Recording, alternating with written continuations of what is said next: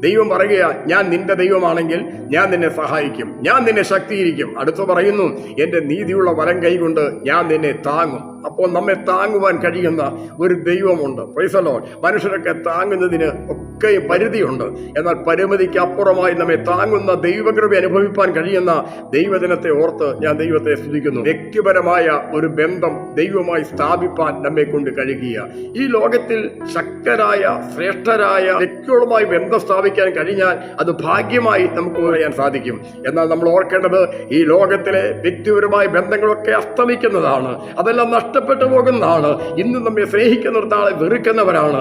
എന്നാൽ നമ്മെ ഏത് കാലഘട്ടങ്ങളിലും വെറുക്കാതെ നമ്മെ കൈക്കൊള്ളുന്ന ഒരു ദൈവമുണ്ടെന്ന് വിശ്വസിച്ചുകൊണ്ട് ആ ദൈവത്തിൽ ആശ്രയിപ്പാൻ സർവശക്തനായ ദൈവം സഹായിക്കട്ടെ.